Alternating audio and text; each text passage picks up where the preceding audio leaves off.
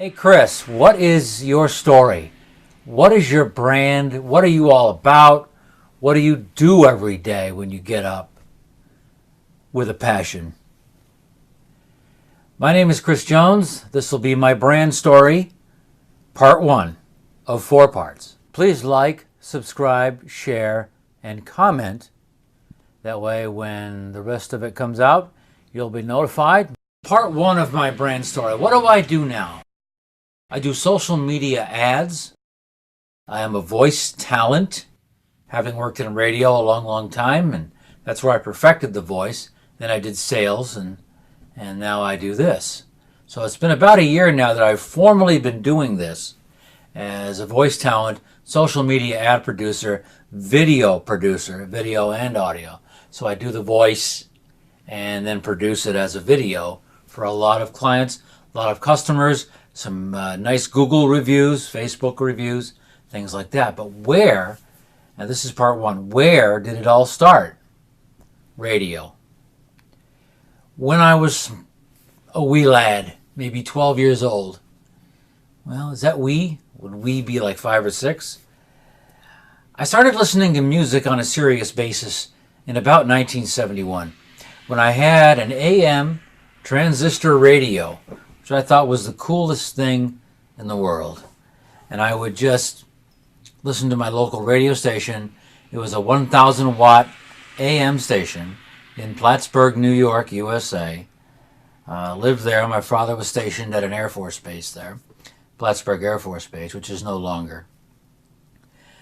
But I was listening to the radio a lot. I said, I love all this music. I was a late bloomer musically. I discovered music and that I liked it quite a bit in the early 70s. The 60s didn't hit me all that much. And I was like 12 years old in 71. So I had my transistor radio listening to the music and the announcers and Casey Kasem and all of that. And I said, this is pretty cool. But why do these announcers and DJs cut off all the songs? And end them too soon, start them too quick, talk over the vocals. I heard a lot of that and decided along the way that I didn't want to hear all that. I wanted to hear, sometimes I wouldn't hear the names of the songs, and that would annoy me. So it evolved into something where I wanted to actually be in radio and do radio myself and be the disc jockey and do all of that myself. Along the way, I created a radio station on one of those Radio Shack electronic kits where you could build an AM transmitter, and depending upon the length of your wire antenna, you might go a quarter mile or half a block. It depends. So I would jack my cassette tape recorder into this transmitter and transmit on a random AM frequency that wasn't being used. And I used to walk around where I lived and track the range, and it was maybe a quarter mile or half a block, or depends on the day and the length of the wire I used. It changed here and there. So that was fun. Along the way, I picked up a transistor radio that had FM, and that was cool too, AM and FM. Wow. I became fascinated along the way with top 40 countdowns, Casey Kasem specifically.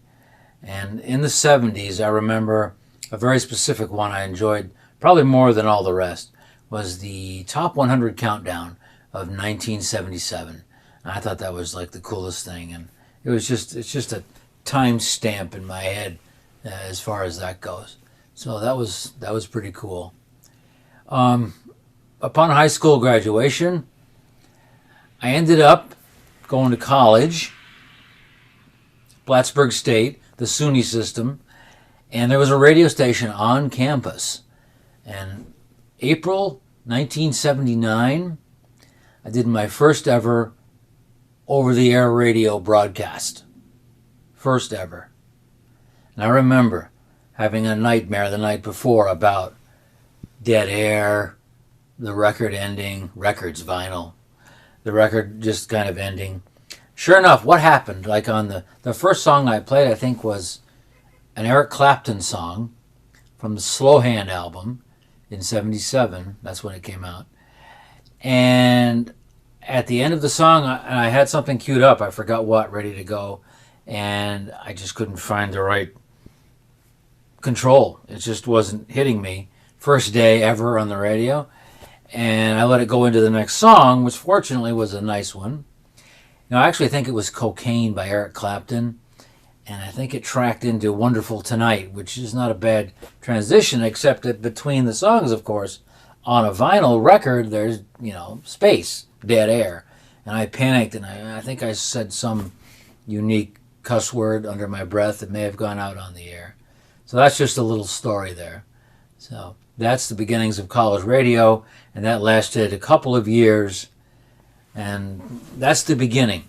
That's part one of my brand story. And the brand story is going to basically tell you how I came to do what I do now, which is a voice talent, social media ad producer, and podcast producer too. So all of that, it's going to evolve. There's going to be 4 parts to this, and this is part 1. So thank you very much for tuning in.